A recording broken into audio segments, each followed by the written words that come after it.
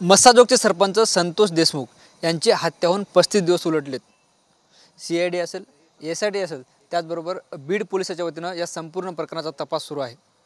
गेल्या काही दिवसापासून जे आहे ते राज्यभर यासाठी मोर्चेही निघतात। मात्र गावकरी कुठेतरी या संपूर्ण तपासावर असेल की या प्रक्रियेवर असेल नाराज असल्याचं चित्र आपल्याला पाहायला मिळतं। आणि गावकऱ्यांनी जे आहे ते मस्साजोग येथे नुकतीच बैठक घेतली आणि या बैठकीत काही महत्त्वाचे निर्णय घेतले। आपण बघतोय हे संपूर्ण गावकरी जे आहे ते या ठिकाणी बसलेले आहेत आणि या ठिकाणी जे आहे ते बैठक झाली आणि या बैठकीच्या माध्यमातून निर्णय घेण्यात आले। तर काय सांगाल, ज्या पद्धतीने तपास सुरू आहे पण तरीसुद्धा आपण बैठक घेतली, काही निर्णय घेतले बैठकीत, नेमके काय निर्णय झाले? 9/12/2024 रोजी संतोष देशमुख यांची हत्या झाली। त्या घटनेला 34 दिवस पूर्ण झाले। मागील 10 दिवसापूर्वी सर्व गावकऱ्यांनी मस्साजोग येथील तलावामध्ये जलसमाधी आंदोलन केलं होतं। त्यावेळेस आमच्या त्याच मागण्या होत्या। त्या मागण्याच्या वेळेस जिल्हा अधीक्षक नवनीत कावत साहेब या ठिकाणी आले होते।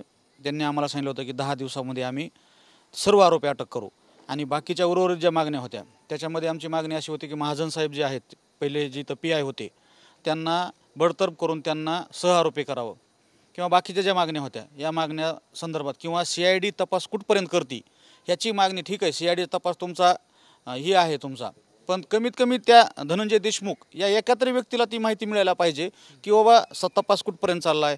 आम्ही फक्त काय आहे तुमच्यामार्फत न्यूजमार्फतच आम्हाला सगळ्या गोष्टी माहीत होत्या की कुठं मोबाईल हरपला, कुठं ह्याचं कनेक्शन सापडलं। 6 तारखेला त्याचे मोबाईल म्हणजे त्या सुदर्शन घुलेचे वाल्मिक कराडचं फोनवर बोलणं झालं। मग ही ज्यावेळेस न्यूजवाल्यापर्यंत गोष्ट माहीत होती, मग त्या घरच्या एका तरी माणसाला तुम्ही आश्वस्त करा ना किंवा तपास कुठपर्यंत आला आहे, काय चाललं आहे तपासामध्ये, किंवा आमची पुढली दिशा नका सांगू, पण जो तपास झाला आहे त्या गोष्टी सांगण्याला काय अडचण नाही असं मला वाटते। तेपर्यंत होत नाही। याच्यामुळे आम्ही गावकऱ्यांना आता मिटिंग घेतली। आम्ही उद्याच्याला संतोष देशमुख कुटुंबीय हे टावरवर चढून म्हणजे त्यांचं आंदोलन करणार, त्यात आम्ही सर्व गावकरी सहभागी आहेत। आणि 14 तारखेला आम्ही सगळे गावकरी स्वतःच्या अंगावर, आता काय आहे, जो मुख्य सूत्रधार आहे यातला वाल्मिक कराड म्हणून, तो जर बाहेर आला तर आमचं जगणं मुश्किल करणार आहे, त्यांच्या कुटुंबाचं असेल किंवा गावकऱ्याचं असेल। मग त्यांच्या हातून संतोष देशमुखसारखा हाल होऊन मरण्यापेक्षा आम्हीच 14 तारखेला सगळे गावकरी एकदाच स्वतःच्या अंगावर राखेल पेट्रोल ओतून आम्ही जाळून घेऊन, म्हणजे शासनाला बी ताण घ्यायची गरज पडणार नाही, कारण शासन ह्याच्यामध्ये कुणाला तरी पाठीमाग घालायला लागले। जे ह्याचं काय झालं आहे, मेन माणूस बाजूला ठेवला आहे आणि बाकीचे गोळा करीत चाललेत। हे आमचं एक काय म्हणणं आहे, म्हणजे ही तयार करणारी मशीनच बंद करा ना, म्हणजे प्रोडक्शन बंद होणार आहे, पण शासन ते करीत नाही। त्या अनुषंगाने आम्ही शासनाकडे काही मागण्या केल्या होत्या। त्यात आमची पहिली मागणी, वाल्मिक कराड यांच्यावर 302 अंतर्गत गुन्हा नोंद करून त्यांना मोका लावावा, आरोपी कृष्ण आंधळ्याला तात्काळ अटक करावी, शासकीय वकील म्हणून उज्ज्वल निकम किंवा सतीश माने शिंदे यांची तात्काळ नियुक्ती करावी, SIT मध्ये जे नवीन अधिकारी घेतो म्हणले मुख्यमंत्री साहेब आमच्या कुटुंबियांना, त्यांची तात्काळ ऑर्डर काढण्यात, पंकज कुमावत आणि बाकीचे काही लोक सांगितले तर त्यांची सदरील प्रकरणाचा तपास कुठपर्यंत आला आहे कमीत कमी त्यांच्या कुटुंबांना तो सांगण्यात यावा। पोलीस निरीक्षक प्रशांत महाजन यांचा तात्काळ बडतर्फ करून त्यांना सहआरोपी करावे आणि जे आरोपी ह्यांना मदत करायला तर त्यांना सुद्धा यात सहआरोपी करून ही करावं। या मागणी जर त्यांनी उद्या संध्याकाळपर्यंत जर ह्या गोष्टी नाही केल्या आणि परवा दिवशी जर समजा एखाद्याची जर काही अनुचित घटना घडली तर याला पूर्णपणे शासन जबाबदार असेल। कारण आता आपण जर बघितलं तर यांनी जे आहे ते 13 आणि 14 तारखेला आंदोलन करण्याचा इशारा दिला आणि प्रमुख 6 मागण्या त्यात मांडल्या। तर मला सांगा, 35 दिवस होत आलेत, इकडे तपास सुरू आहे, मात्र कुठेतरी तुमच्या मागण्या पूर्ण होताना आपल्याला पाहायला मिळत नाहीत। कसं आहे, ह्याच्यात महत्त्वाचा मुद्दा, आम्ही प्रशासनाला वारंवार या बाबतीत कळवलं आहेत, विनंत्या केल्या, परंतु त्यांना कळवून विनंती करूनही या गोष्टीचं गांभीर्य कळलं नाही गेलेलं आहे।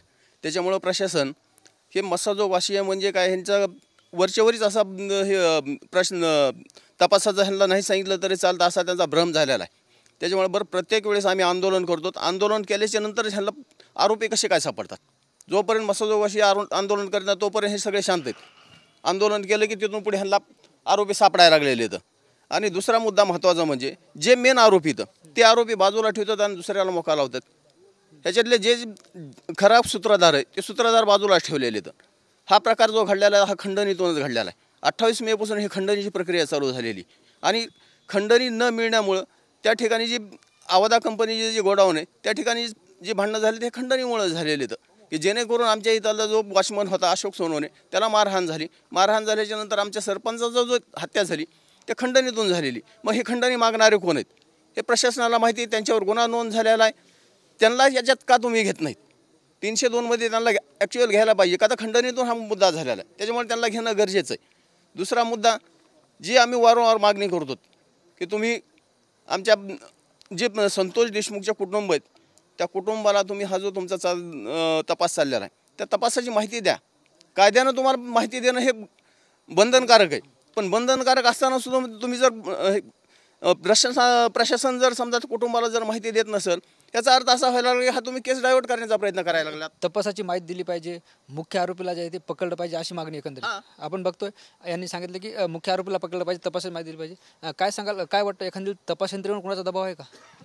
तपास यंत्रणेवर दबाव, पोलीस प्रशासनाचा दबाव आहे का नाही ते पोलीस प्रशासनानं पत्रकार मित्रांना अशी विनंती की तुम्ही एक वेळेस सर्व पोलीस कर्मचाऱ्यांची जो तपासामध्ये आहे त्यांची पत्रकार परिषद घेऊन त्यांना कुठपर्यंत तपास केला आहे हे आम्हाला तर कधी आजपर्यंत दिलेली नाही. तुमच्या मार्फत तरी तुम्ही पत्रकार परिषद घेऊन कधीतरी गावकऱ्याला कळवणं गरजेचं आहे.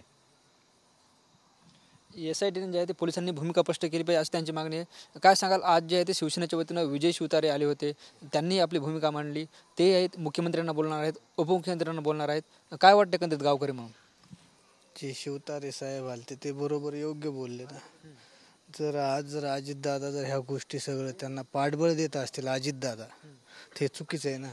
त्यांनी राजीनामा घेतला पाहिजे आणि जे राहिले त्यांना सगळ्यांना सहआरोपी करून 302मध्ये घेतलं पाहिजे आणि त्यांना कठोरात कठोर कारवाई करून फाशी दिली पाहिजे.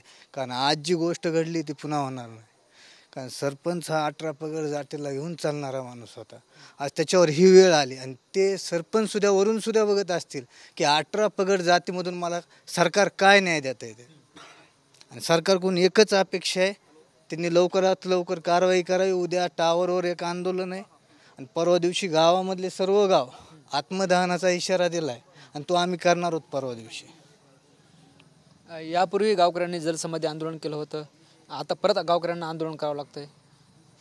नाही, कसं आहे साहेब, क्षमता पूर्णपणे संपलेली आहे आता गावकऱ्यांची. पूर्ण म्हणजे अक्षरशः 34-35 दिवस झालेले आहेत, तरी बी प्रशासनानं दुर्लक्ष करतं आहे ह्या घटनेवर. ह्याचं गांभीर्यच नाही आहे ना. सरकारला ह्याचं गांभीर्य आलं पाहिजे. आणि काय आमचं तर ही आत्मदनच नाही, तर आमचा इशारा असा आहे की अख्खं गाव आता आत्मदन करणार आहे साहेब, अख्खा गाव. कारण की आम्हाला जेवढं होईल तेवढं लोकांना न्याय द्यावा ही सरकारकडून आमची अपेक्षा आहे. निश्चितच आपण बघतोय उद्या जे आहे ते मसाजोगचे ग्रामस्थ टावरवर चढून आंदोलन करणार आहेत. तर 14 जानेवारी रोजी आत्मदहन आंदोलनाचा यांनी इशारा दिला आहे. आणि यातली प्रमुख मागणी म्हणजे वाल्मिक कराड याच्यावर मोकोका अंतर्गत गुन्हा दाखल करण्यात यावा, त्याचबरोबर 302मध्ये वाल्मिक कराड याला आरोपी करण्यात यावं, अशी ही प्रमुख मागणी या गावकऱ्यांनी केली. कॅमेरा पर्सन विनोद ज्ञानेश्वर लोंढे, TV9 मराठी, मस्साजोग, बीड.